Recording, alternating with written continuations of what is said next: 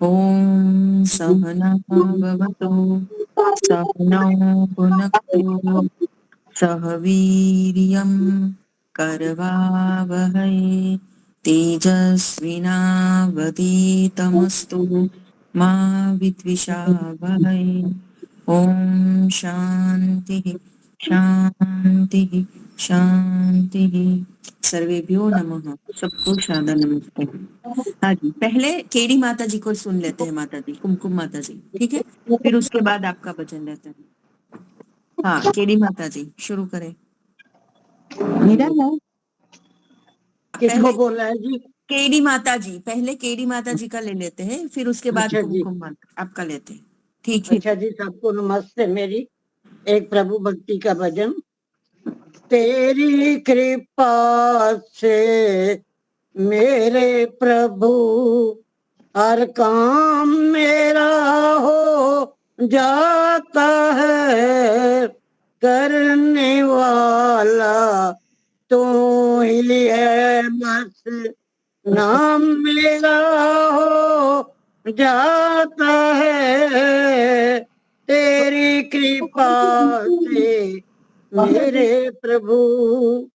क्या क्या काम किए हैं तूने, कैसे मैं गुणगान करूं, मेरी तो औकात ही क्या है, कैसे तेरा बखान करूं, मेरे नाम का बजे जो डंका, मेरे नाम का बजे जो डंका, तू ही तो बजवाता है, करने वाला तू ही है बस, नाम मेरा हो जाता है, तेरी कृपा से मेरे प्रभु।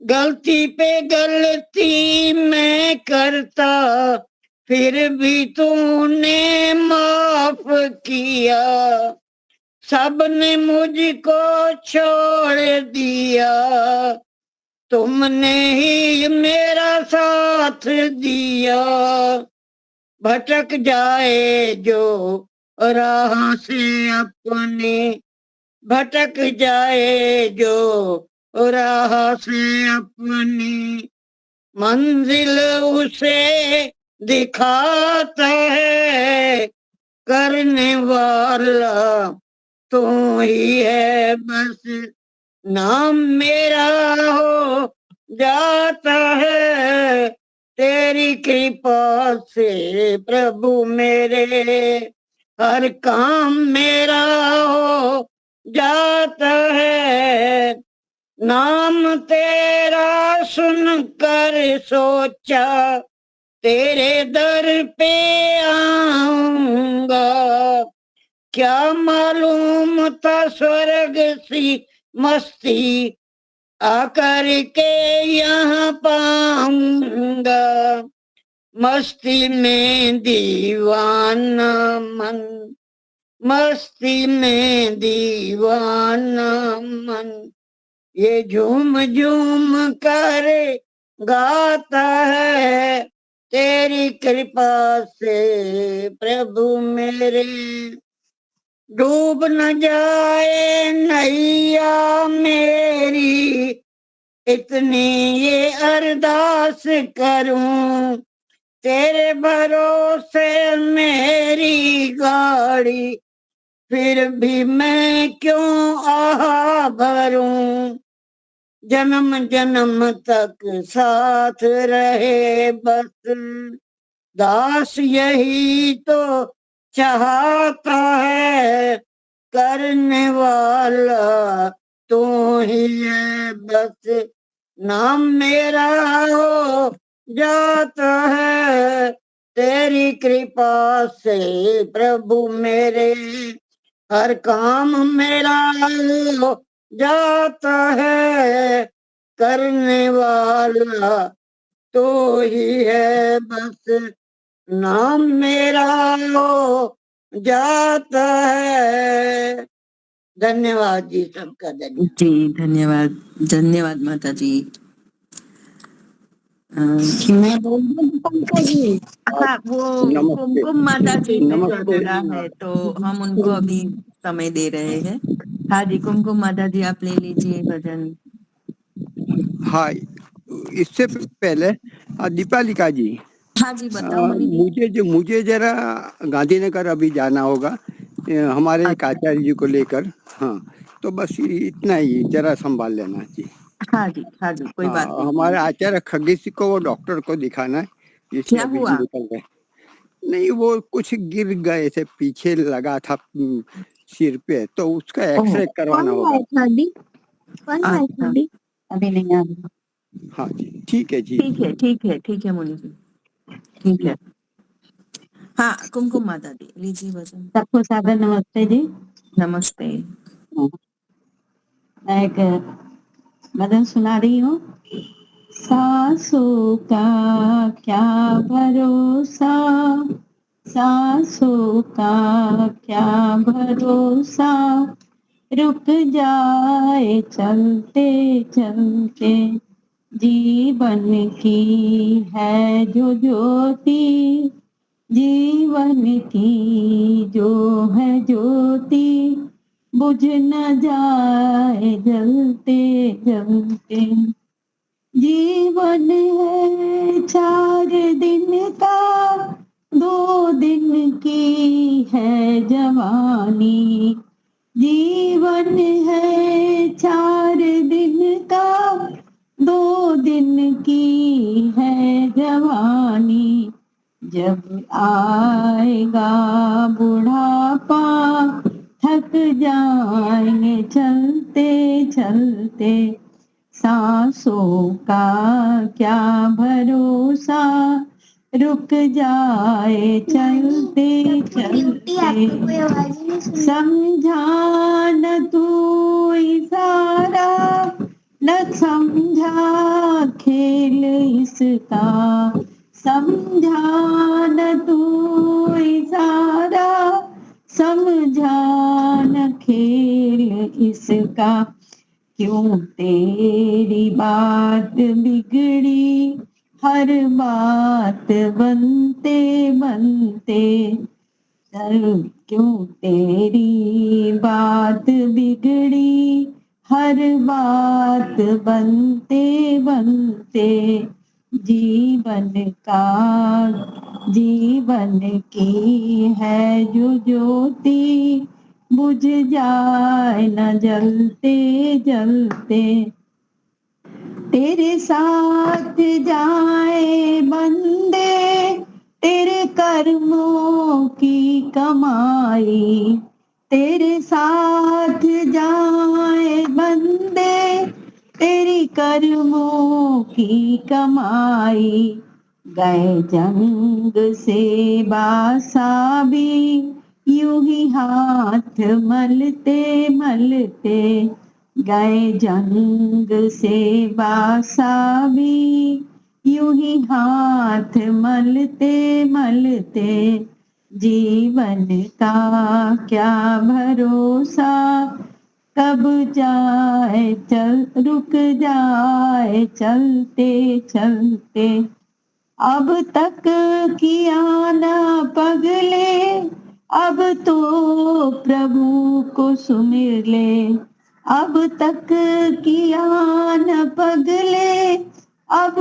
तो प्रभु को सुमिर ले, कह रही है जिंदगी ये, शाम ढलते ढलते, कह रही है जिंदगी ये, शाम ढलते ढलते, जीवन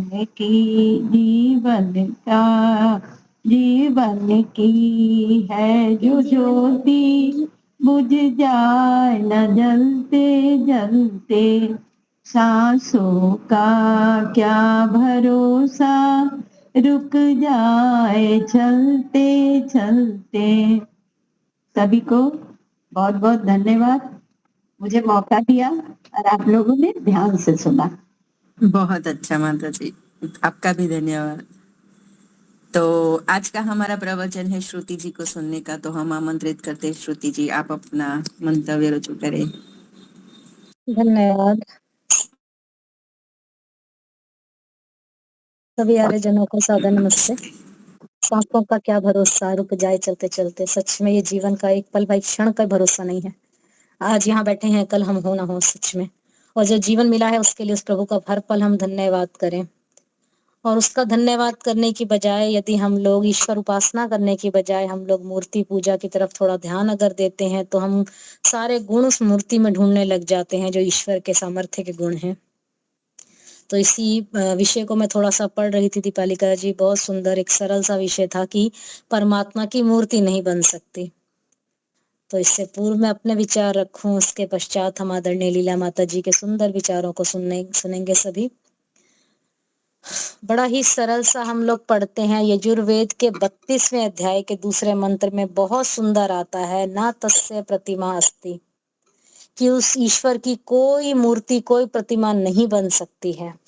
आज तो हम जगह जगह देख रहे हैं मूर्ति पूजा का बोलबाला इतना ज्यादा है कि लोग मूर्ति को देखने के लिए, यानी मूर्ति दर्शन के लिए जो लाइनों में कितने कितने घंटे लगे रहते हैं। क्या मूर्खता लोगों की मुझे लगती है कि वो उसको ईश्वर समझते हैं। मैं किसी का खंडन नहीं कर रही, हर एक का अपना विश्वास है, परंतु वो चिंतन नहीं करते हैं कि वो जो गुण है परमात्मा के, क्या उस मूर्ति से प्राप्त हो सकते हैं।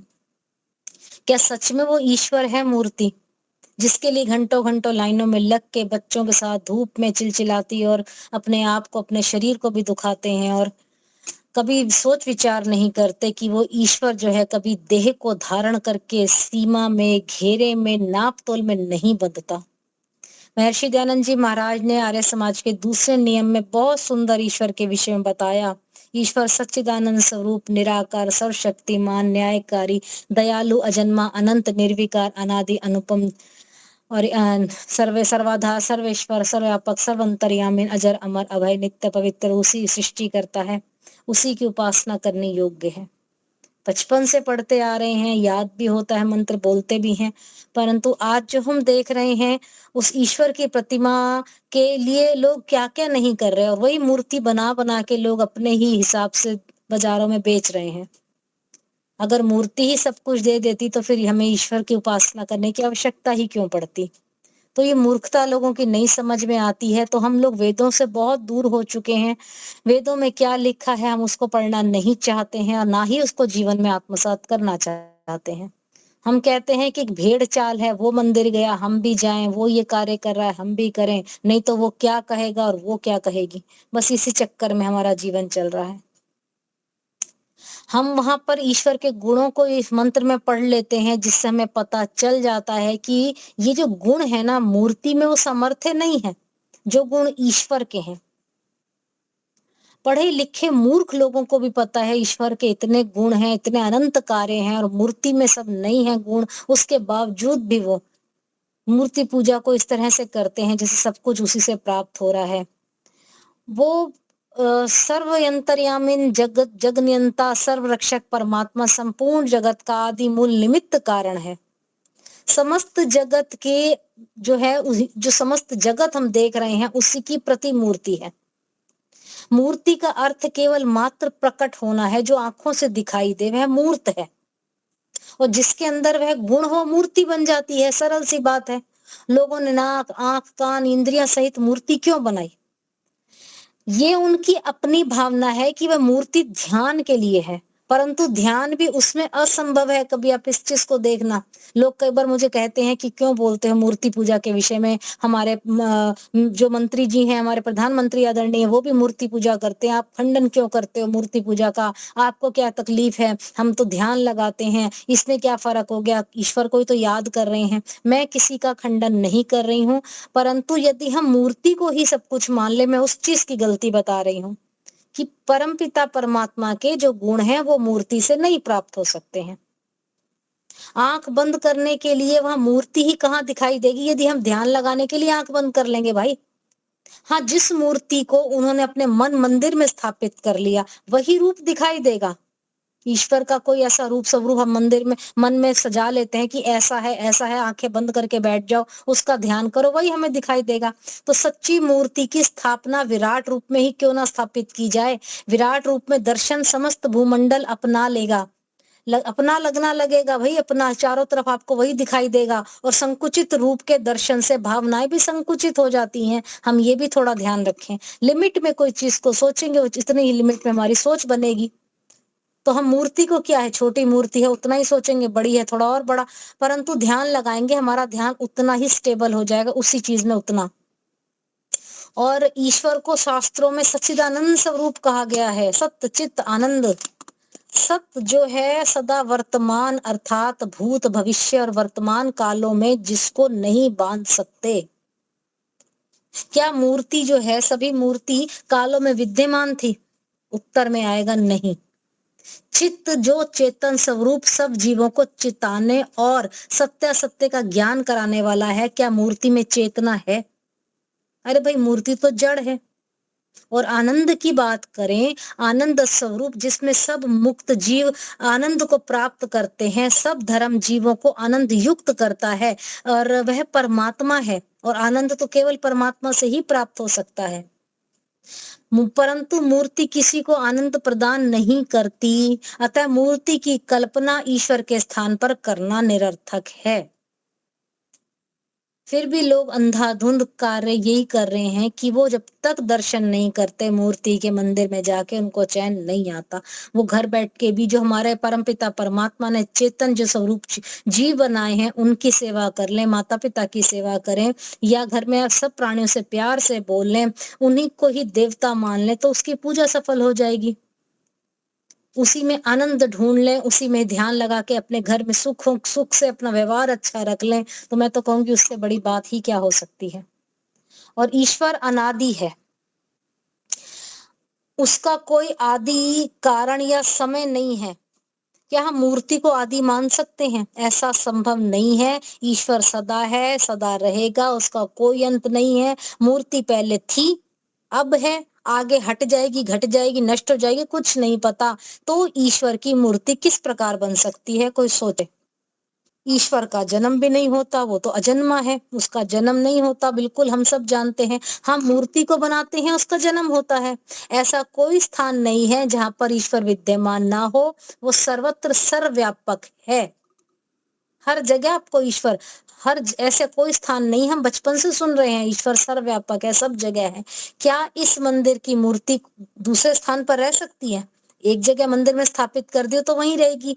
यदि ऐसा नहीं तो ईश्वर की मूर्ति कैसे बन सकती है? ईश्वर बंधन में नहीं पड़ते हैं, नस नाड़ियों के बंधन में नहीं आता। यजुर्वेद में बड़ा ही सुंदर 40वें अध्याय का 8वां मंत्र, उसमें ईश्वर की चर्चा बड़ी सुंदर की गई है।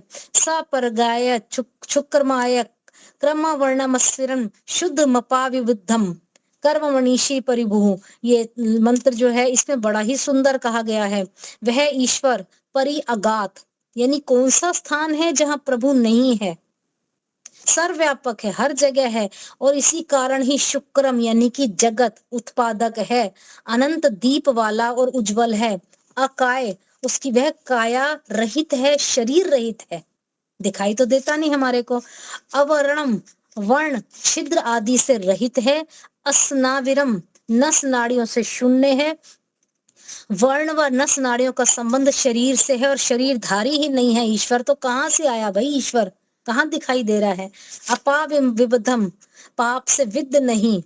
कवि, वह प्रभु तो क्रांति दर्शी है, प्रत्येक वस्तु के तत्व को जानता है, और वह भूत भविष्य वर्तमान के सब सत्य का ज्ञाता है। प्रभु व्यापक है, उसका दृष्टिकोण भी व्यापक है, सत्य है। वह प्रभु मनीषी यानी कि पूर्ण ज्ञानी है, और परिभू, परिभू चारों ओर सर्वत्र रहने वाला है। और वह किसी भी जन्म में प्रभु को कोई जन्म की बात है ही नहीं। वेदांत दर्शन बड़ा सुंदर कहता है वह अजन्मा है, वह स्वयं भू है, स्वयं सिद्ध है, उसका जन्म देने वाला कोई नहीं, वो शाश्वत है, सदा से है, सदा रहेगा। और वह सब वस्तुओं को, सब बातों को यथावत जानता है, समझता है। और इन गुणों को क्या हम मूर्ति में देख सकते हैं? बिल्कुल नहीं देख सकते। यदि नहीं तो हम कैसे मान ले कि प्रभु की मूर्ति बन सकती है? मंत्रों के अर्थ को अगर आप समझने का प्रयास करें तो हमारी कहते हैं ना एक अंदर के ज्ञान चक्षु खुलते हैं कि कितना सुंदर मंत्र में बताया गया है कि ईश्वर की कोई मूर्ति संभव नहीं है, ईश्वर दिखाई नहीं देता।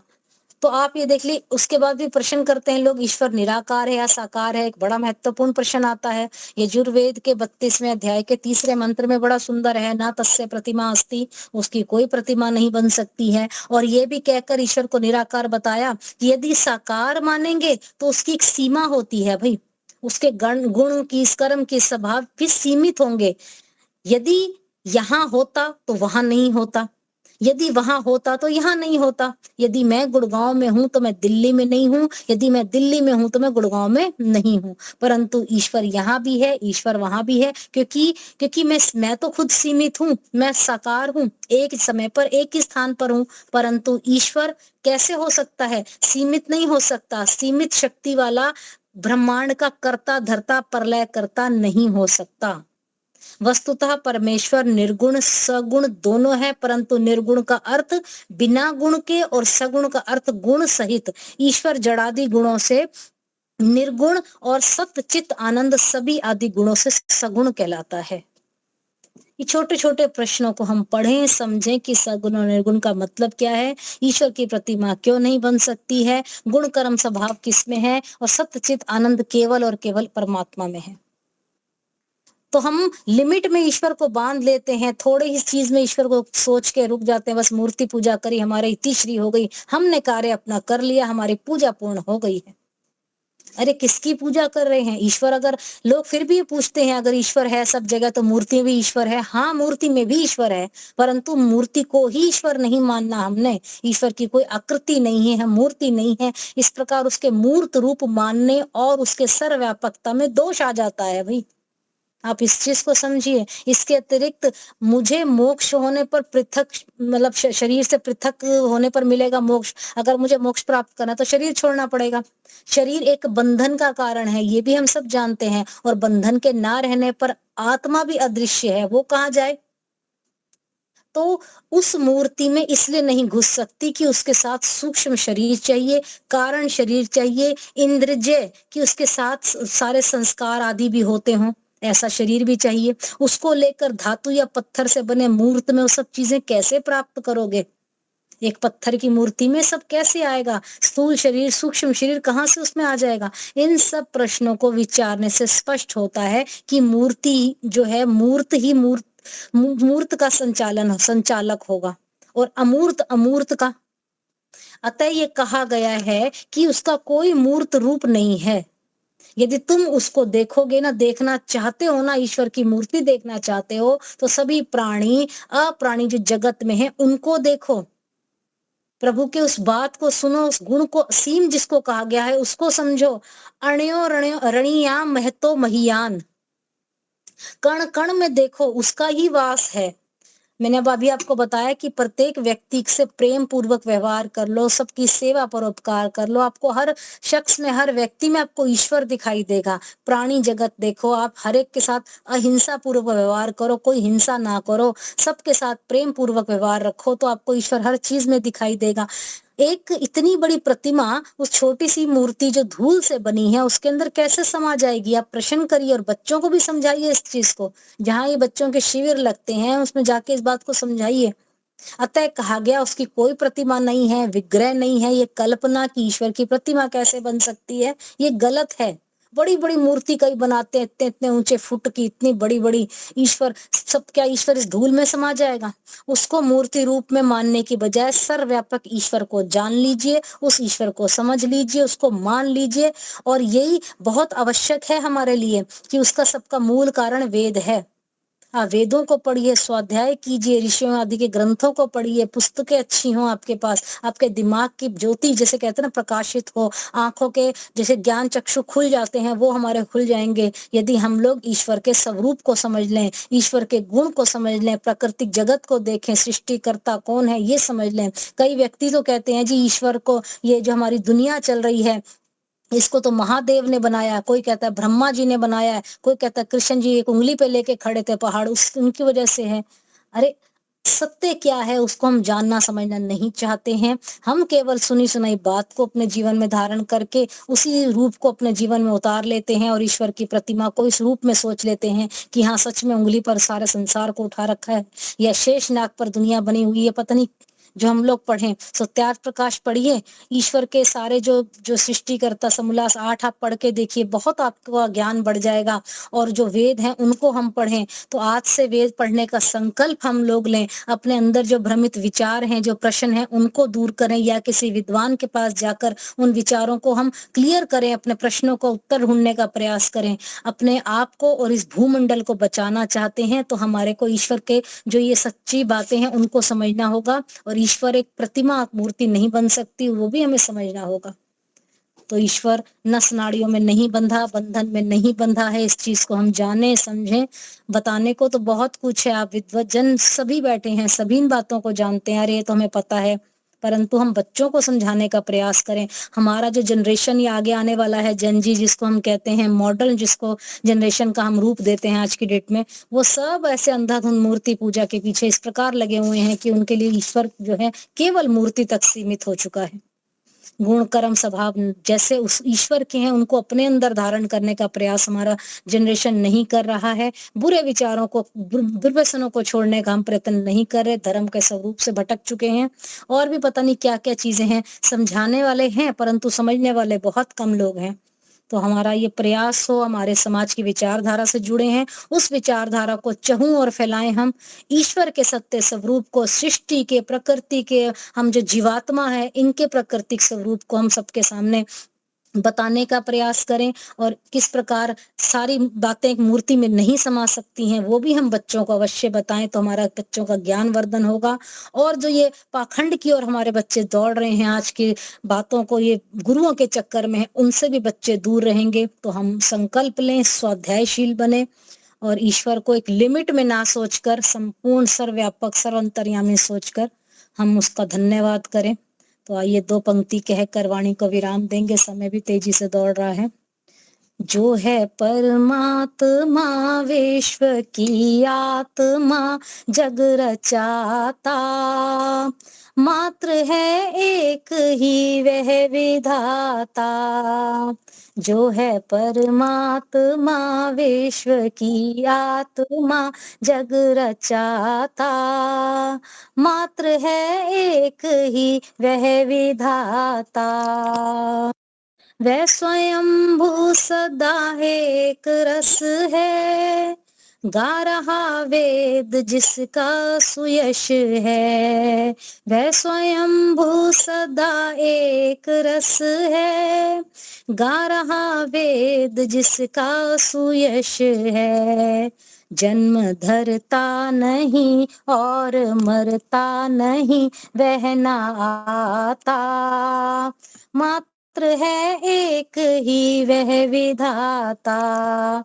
जो है परमात्मा विश्व की आत्मा जग रचाता, मात्र है एक ही वह विधाता। है रहित देह से, इंद्रियों से, छिद्र से भी नसों नाड़ियों से। है रहित देह से, इंद्रियों से, छिद्र से भी नसों नाड़ियों से। वह बदलता नहीं और चलता नहीं पर चलाता, मात्र है एक ही वह विधाता। जो है परमात्मा विश्व की आत्मा जग रचाता, मात्र है एक ही वह विधाता।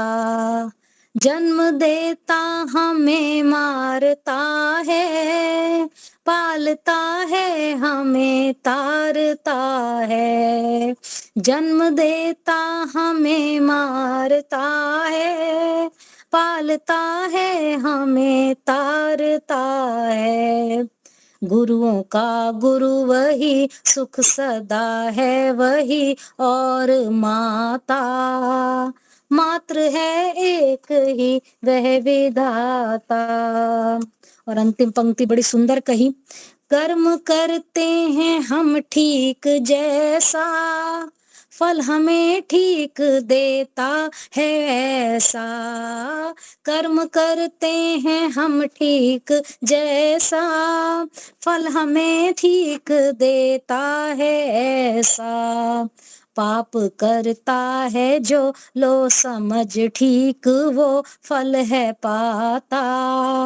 मात्र है एक ही वह विधाता, जो है परमात्मा विश्व की आत्मा जग रचाता। मात्र है एक ही वह विधाता। बहुत बहुत धन्यवाद, बहुत ही सुंदर भजन।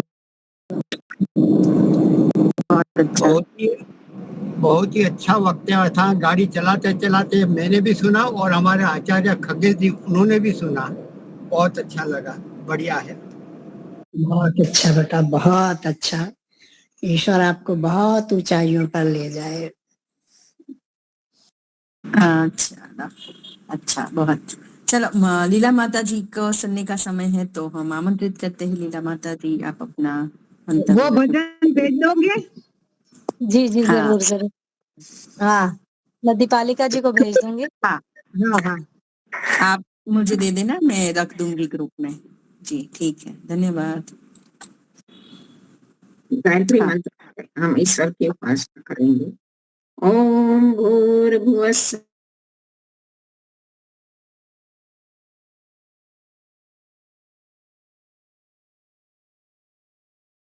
यो न प्रचोदयात्। सबका रक्षक, जगत के सब जीवों का आधार, जो प्राणों से भी प्रिय और स्वयंभू है, जिसके संसर्ग से संसार के सारे प्राणी सभी क्लेश और दुखों से मुक्त हो जाते हैं, जो नानाविध जगत में सर्वत्र व्यापक होकर सबका पालन और पोषण करता है, सकल जगत का उत्पादक, सब ऐश्वर्यों का दाता, जिसकी प्राप्ति में सभी की सब आशाएं एवं अभिलाषाओं की पूर्ति है, उस पवित्र परमात्मा के पवित्र तेज को हम अपने हृदय में धारण करते हैं। वो परमात्मा हमारी बुद्धियों को निकृष्ट मार्ग से निवृत्त करके उत्कृष्ट मार्ग की ओर प्रेरित करे। आदरणीय मुनि जी, संचालिका बेन दीपालिका जी, धर्म प्रेमी सज्जनों, वंदनीय मातृशक्ति। अभी अभी ईश्वर के विषय में बहुत अच्छी चर्चा श्रुति जी से हम सुन रहे थे। क्योंकि आज के जो मूर्ति पूजक हमारे पौराणिक भाई बहन हैं, वो ईश्वर के कार्यों के बारे में ठीक प्रकार से विचार नहीं करते। यदि केवल मात्र ईश्वर के कार्यों के बारे में भी विचार करते तो उनके गुण अवश्य उनके सामने आ ही जाते। क्योंकि सृष्टि की रचना करना, जीवों का कर्मों का फल देना, वेदों का ज्ञान देना, एक कोई देहधारी व्यक्ति का काम भी नहीं है। तो अभी हम थोड़ी सी बात करती हूँ वेदों के ऊपर ही। तो सन 1933 में शिकागो में अमेरिका में एक विश्व धर्म सम्मेलन हुआ था, आप सबको विदित होगा। उस विश्व धर्म सम्मेलन में विश्व के सब देशों के धर्म अधिकारी व्यक्ति इकट्ठे हुए थे।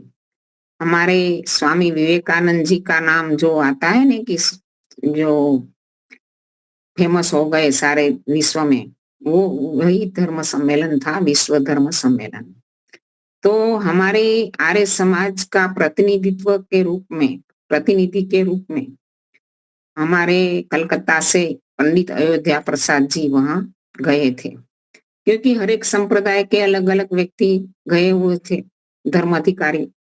तो आर्य समाज का प्रतिनिधित्व के रूप में वो गए हुए थे। तो वो सम्मेलन चालू होने से पहले कौन सी चर्चा हुई? वही चर्चा हुई कि सम्मेलन की शुरुआत में कोई भी प्रार्थना की जाती है, तो प्रार्थना कौन सी की जाए? तो सब धर्म तो हम नहीं कहेंगे, संप्रदाय ऐसे तो वास्तव में तो संप्रदाय है, लेकिन वो धर्म के नाम से प्रचलित हो गया कि अलग अलग धर्म के अधिकारी है, अलग अलग धर्म के स्थापक है। वास्तव में वो संप्रदाय, धर्म तो एक ही है। तो सब अलग अलग संप्रदाय के जो स्थापक थे, उन्होंने अपनी अपनी मान्य प्रार्थनाओं को बताया। तो पंडित अयोध्या प्रसाद जी ने आर्य समाज की ओर से प्रार्थना मंत्र के रूप में ईश्वर स्तुति प्रार्थना उपासना के मंत्रों और शांति पाठ की इतनी विद्वतापूर्ण हृदयग्राही व्याख्या करके बताया कि सब लोगों ने एक साथ मिलकर उनको मान्य कर दिया कि यही सार्वकालिक है, सार्वभौम है और सर्वश्रेष्ठ प्रार्थना है। दूसरे धर्म मत पंथ संप्रदाय ने मानने वालों ने भी वेद की इस प्रार्थना को मान्य किया। तो ये वेद की प्रार्थना को कौन नकार सकता है? क्योंकि वेद की प्रार्थना है तो परमपिता परमात्मा की प्रार्थना है, परमपिता परमात्मा की वाणी है। और दूसरे मत पंथ संप्रदायों में जो भी प्रार्थना है वो उनके स्थापकों की जो भी बातें हैं वो ही है इसमें, और उनकी प्रार्थना है, तो उनसे बढ़कर कौन सी प्रार्थना होगी? तो जितने दिन सम्मेलन चला उतने दिन वहां सम्मेलन की शुरुआत ईश्वर स्तुति प्रार्थना उपासना के 8 मंत्रों से होती थी, जो महर्षि दयानंद में रखा है वेदों में से चुनकर। वो मंत्र ही इतने गाए क्योंकि इसमें सीधा ईश्वर का स्वरूप बता दिया गया। हिरण्य गर्भ समवर्तता अग्रे भूत से जात पतिरेक आसिक, एकमात्र पति है पतिरेक आसिक। कौन? जो हिरण्य गर्भ, जिसके गर्भ में वो चमकते हुए पदार्थ सूर्य चंद्र आदि मूल रूप में मूल प्रकृति विद्यमान थी। जब सृष्टि समवर्तता अग्रे, जहां कुछ भी नहीं था वहां वो ईश्वर विद्यमान था, और वो प्रकृति जो उपादान कारण है वो ईश्वर के गर्भ के अंदर विद्यमान थी। और ईश्वर ने इसी से सारी सृष्टि बनाई है, और सारी सृष्टि का रचयिता वही है। आगे के मंत्रों में वही बात आती है। तो उसी इस प्रकार के परमात्मा की हमें उपासना करनी है। तो सीधा सा हमें वेद का मंत्र ही सब बता दे, येन धौरगा पृथ्वी चदढ़ा, येन इतने बड़े सूर्य चंद्र ग्रह नक्षत्र पक्षियों जैसे आकाश में स्वतंत्र विचरते, उसी प्रकार ये सब लोक लोकांतरों का निर्माण कराता है और चलाता है। वो कोई विदेहधारी व्यक्ति तो नहीं कर सकता। और सारे मंत्र इसी बात को प्राणतो निमिषतो, जे प्राणी जगत और अप्राणी जगत, जड़ और चेतन, जो भी प्राणी के शरीरों की रचना हुई है वो ईश्वर के द्वारा हुई है, कोई मनुष्य ने थोड़ी की है, ना राम कृष्ण किसी देवी देवताओं ने नहीं की। तो इसी प्रकार इन सब के कार्यों के बारे में जब हम जानेंगे तो अपने आप एक ईश्वर का स्वरूप क्या है वो सामने आ ही जाता है। तो ये बहुत उत्तम बात है। तो वेद के मंत्रों को हमें सुनते तो बहुत है, वेद का उपदेश भी हम बहुत सुनते हैं, बहुत पढ़ते हैं, व्हाट्सएप आदि में बहुत ही अच्छी अच्छी बातें भी बताई जाती है, लेकिन उसमें से हम ग्राह्य कितना करते हैं, ये महत्वपूर्ण बात है। आचार्य अभयदेव जी जब मथुरा में स्वामी दयानंद की पहली जन्म शताब्दी मनाई जा रही थी, उसी समय बहुत तैयारी की जा रही थी, बहुत सारा धन इकट्ठा किया जा रहा था, बहुत सारे ग्रंथों की रचना की जा रही थी। जन्म शताब्दी की बड़ा उत्सव था तो मनाने में, और बहुत व्यक्तियों को आर्य समाज के सदस्य भी बनाया जा रहा था। आचार्य अभयदेव जी जो गुरुकुल कांगड़ी के स्नातक भी रहे और वहां के आचार्य भी बने थे, और स्वामी श्रद्धानंद जी ने भी खुद कहा था कि मेरा ये शिष्य है, मैं उसका गुरु हूँ, लेकिन मैं ऐसे शिष्य का गुरु होने का मुझे सौभाग्य प्राप्त है कि इस शिष्य के जीवन से भी मुझे बहुत कुछ जानना मिलता है गुरु को। ये कितनी बड़ी बात है। तो आचार्य अभयदेव जी ने सोचा कि 100 साल के बाद आने वाली जन्म शताब्दी के इसी अवसर पर क्या इतना ही करना पर्याप्त है? मैं इसमें अपना योगदान किस प्रकार दूं? तो उन्होंने सोचा कि मैं वेद के मंत्रों से, वेद की सूक्तियों में से एक एक सूक्ति को चुनूंगा, उस पर पूरा महीना विचार करूंगा, चिंतन मनन करूंगा, और इसके बाद वो अपने जीवन में लाने का प्रयास करूंगा। तो 1 महीने में एक उपदेश, इसी प्रकार पूरा साल चलने वाली तैयारी में मैं 12 महीने के बाद आने वाले जन्म शताब्दी महोत्सव में पूरा 12 उपदेश की एक पुस्तिका तैयार करूं। तो इसी प्रकार से उन्होंने अपने जीवन में इसी उपदेश को ढाले, और वो उन्होंने स्वयं बताया कि तब जाके मैं एक वैदिक धर्मी होने का दावा कर पाऊंगा। तो वैदिक धर्मी है हम, वेद के उपदेश को बहुत सुनते हैं। श्रोता कौन होता है? श्रोता वही होता है कि जो अच्छी प्रकार से सुने, उस पर मनन चिंतन करे, उसका स्वाध्याय करे और उसको कैसे न श्रवण मनन निधि ध्यासन निर्णय निकाले और अपने जीवन में साक्षात्कार करे, वही अच्छा श्रोता है। बाकी तो हम कितना ही सुन ले, कितना ही पढ़ ले, कितना ही उपदेश कहीं से जान ले, लेकिन उसका कुछ भी तात्पर्य नहीं यदि वो हमारे जीवन का अंग ना बना तो। उन्होंने एक अच्छी सी सुक्ति रखी आचार्य जी ने कि जो वेद का उपदेश है उसमें उन्होंने कहा था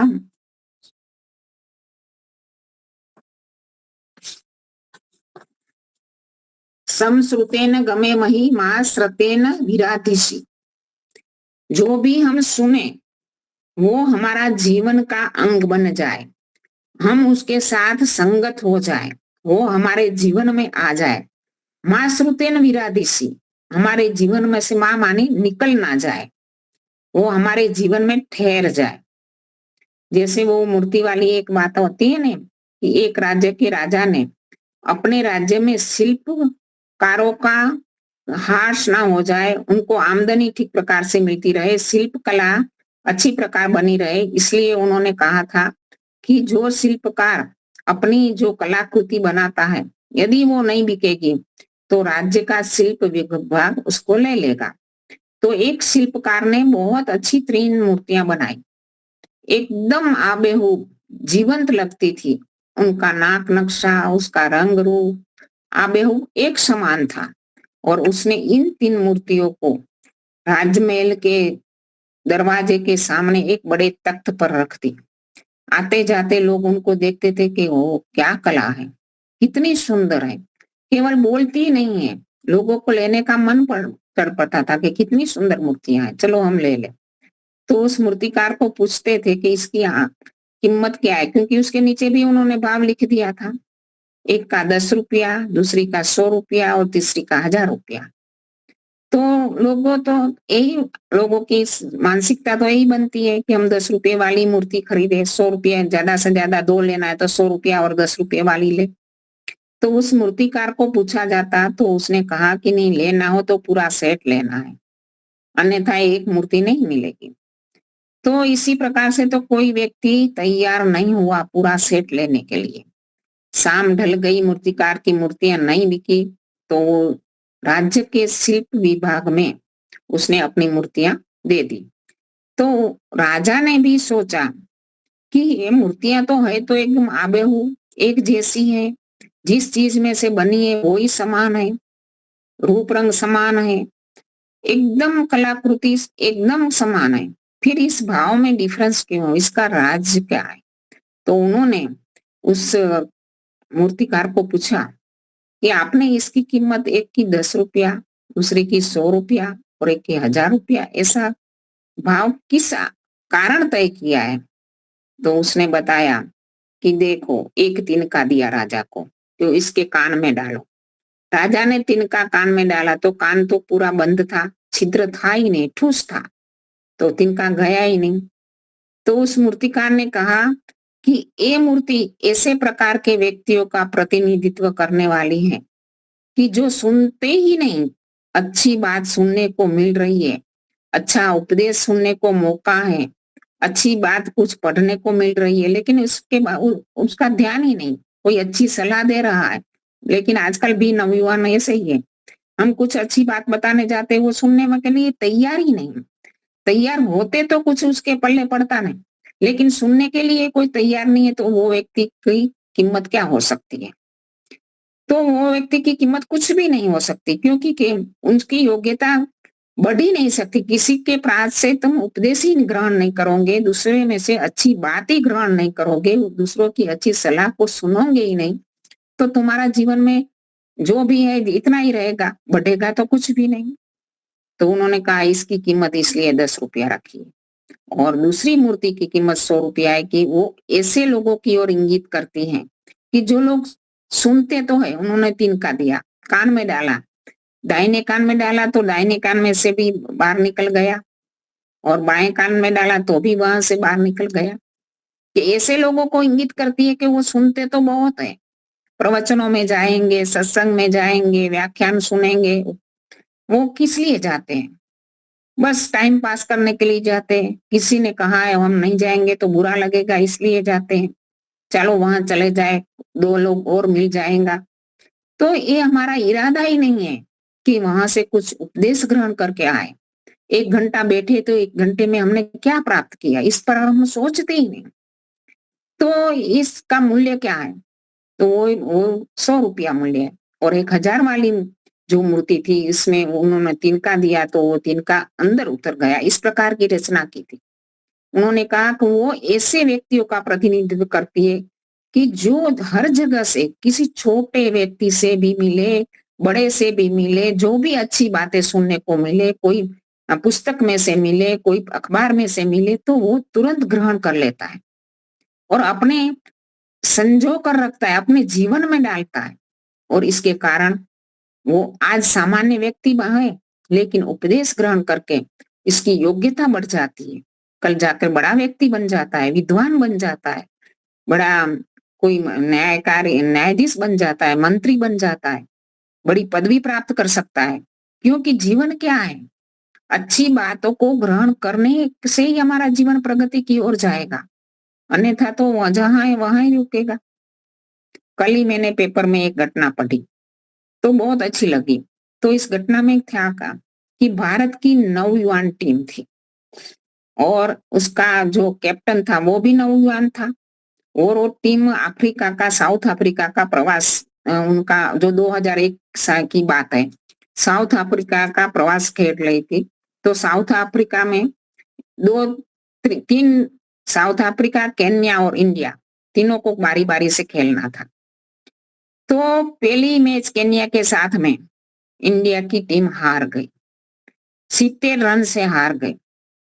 और इसमें एक नौजवान था जो कैप्टन की नजर उनके पर थी, वो बड़ा प्रतिभाशाली था। इस युवा ने कितना रन किया? 0 रन पर आउट हो गया। उसी दिन उस कैप्टन बहुत ही मन अंदर ही बहुत ही दुखी हुआ, लेकिन उसने कुछ भी नहीं कहा। शाम को 8 बजे सूचना दी कि 8 बजे के बाद किसी को होटल के बाहर नहीं जाना है। तो उसने सूचना देने के बाद सर्वे किया, उसने राउंड लगाया तो एक रूम की लाइट बंद पाई। वो रूम उस नौजवान का था जो प्रतिभाशाली तो था ही, लेकिन 0 रन पर आउट हो गया था। तो उसने सोचा कि उसने डोर नॉक किया, अंदर से किसी ने खोला नहीं।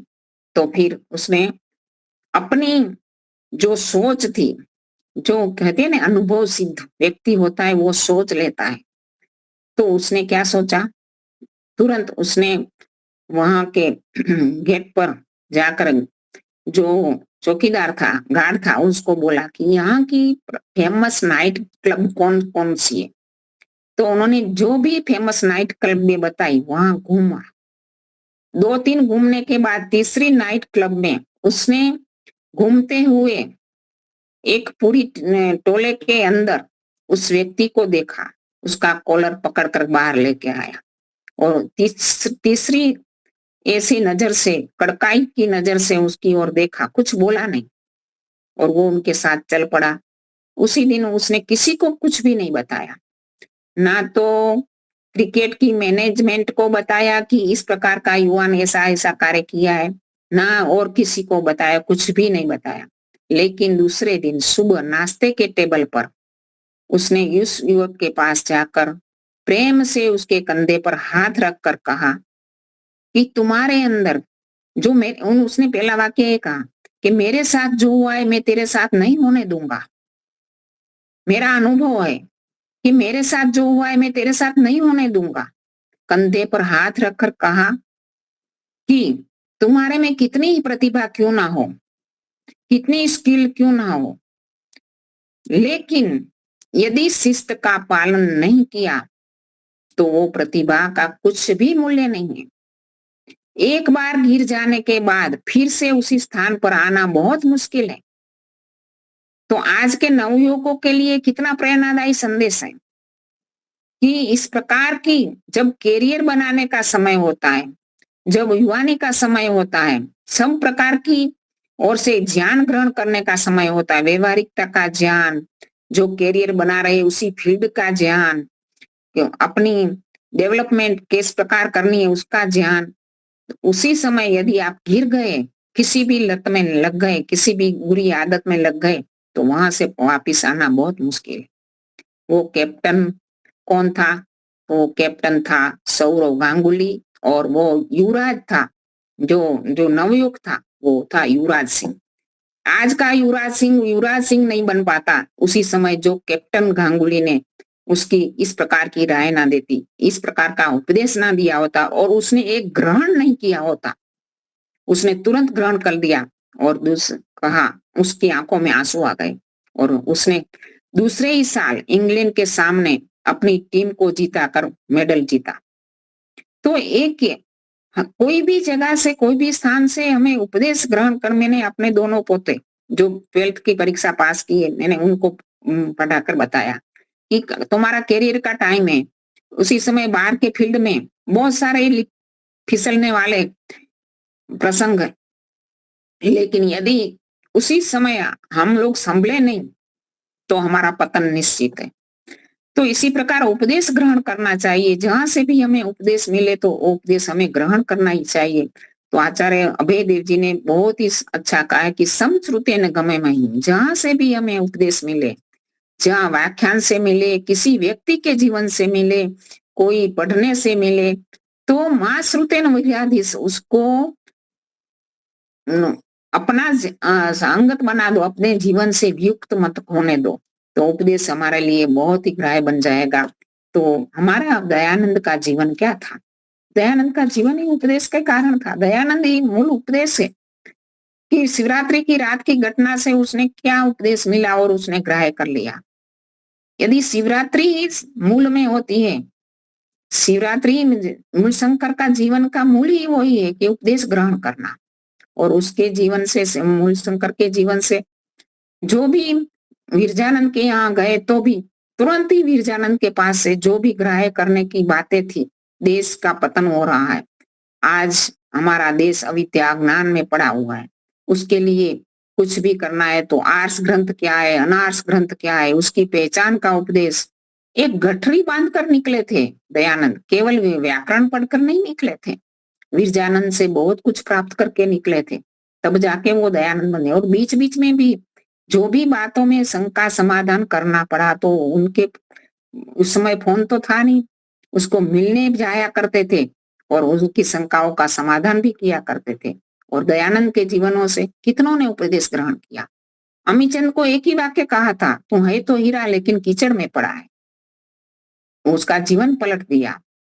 श्रद्धानंद का जीवन देखो, पतन की पराकाष्ठा थी लेकिन उत्थान की पर चरम सीमा पर पहुंच गए।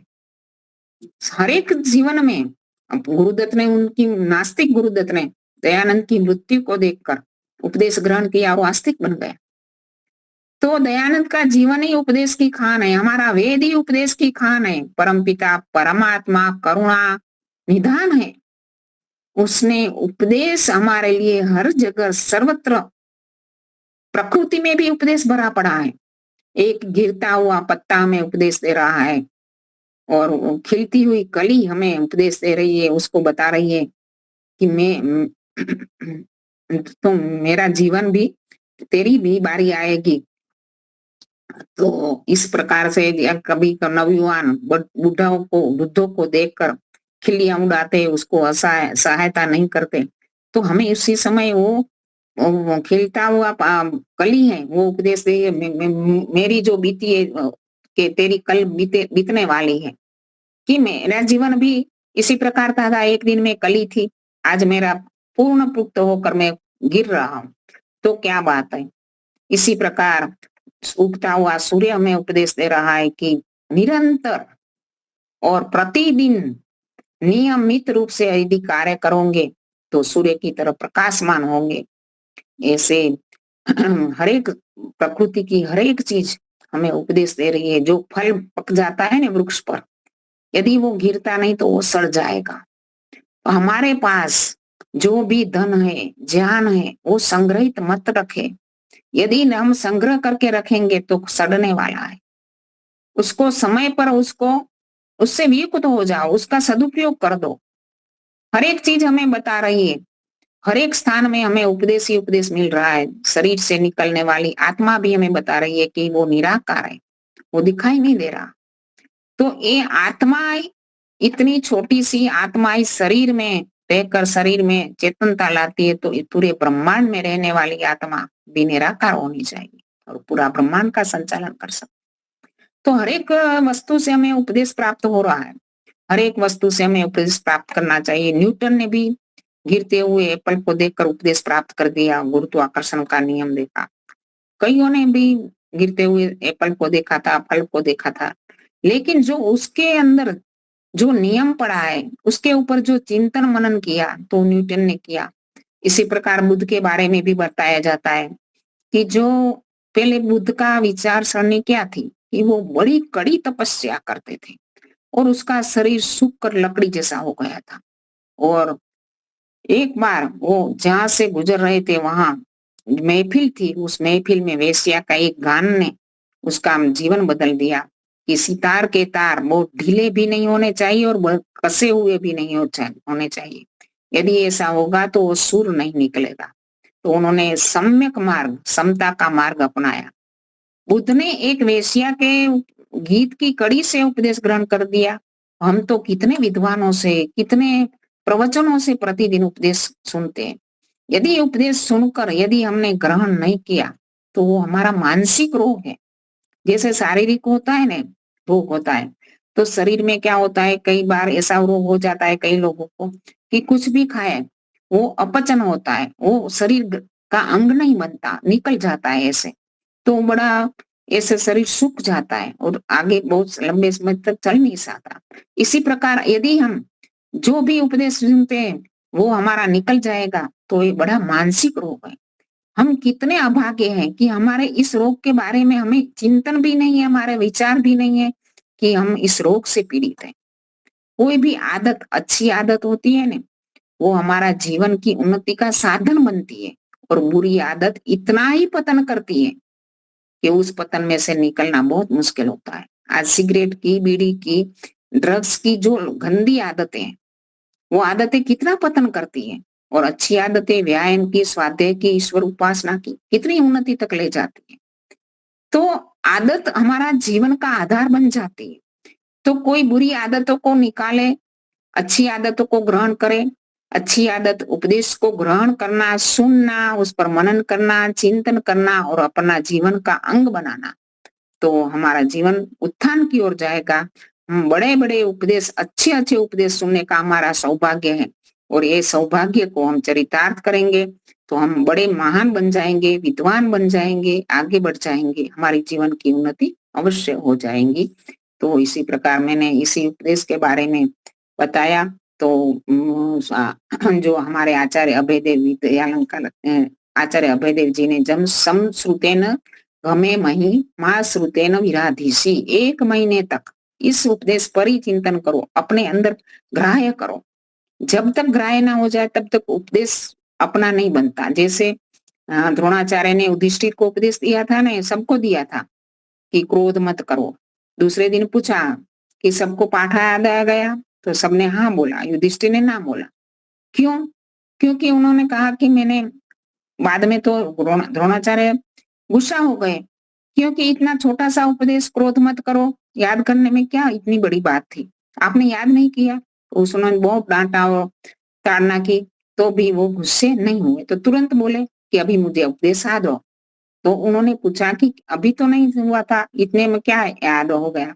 तो उन्होंने बताया कि आपने जो ताड़ना की इसके कारण मैं अपने को स्थिर रख पाया, सम गुस्से में नहीं आया, इसलिए मैंने अनुभव किया कि आपका उपदेश मुझे ग्राह्य हो गया। तो ये हमारे जीवन में जब ढलेगा उपदेश, तब जाके ये उपदेश हमारा ग्राह्य बनेगा। तो हमें उपदेश को जीवन में ढलाने वाले पे अभ्यास करना चाहिए, प्रतिदिन अभ्यास करना चाहिए। जो भी अच्छी बातें सुने, पढ़े, उसको जीवन में ग्राह्य करे, जीवन का अंग बनाए। इति ओम शांति। बहुत बहुत धन्यवाद। बहुत बहुत धन्यवाद माता जी।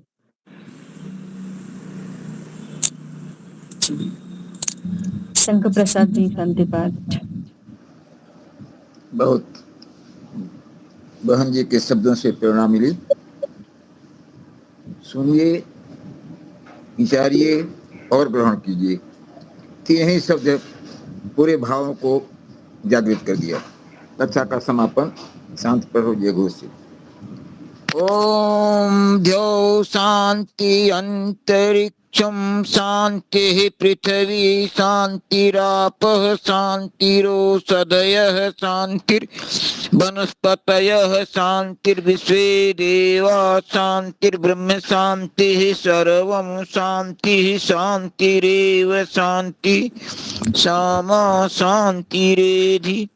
ओम शांति ही शांति ही शांति। जय घोष। जो बोले सो अभय। सत्य सनातन में धर्म की जय हो। मर्यादा पुरुषोत्तम भगवान रामचंद्र की जय हो। योगीराज भगवान कृष्णचंद्र की जय हो। जय हो। व्याकरण सूर्य गुरु विरजानंद की जय हो। युग प्रवर्तक महर्षि दयानंद सरस्वती की जय हो। स्वामी श्रद्धानंद की जय हो।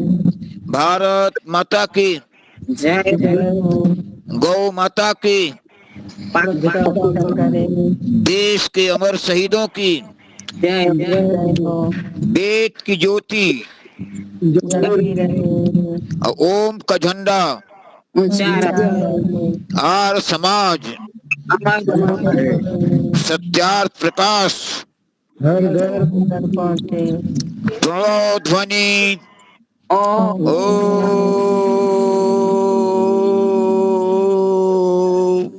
वैदिक अभिवादन। सबको सादर नमस्ते। सर्वेभ्यो नमः। नमस्ते।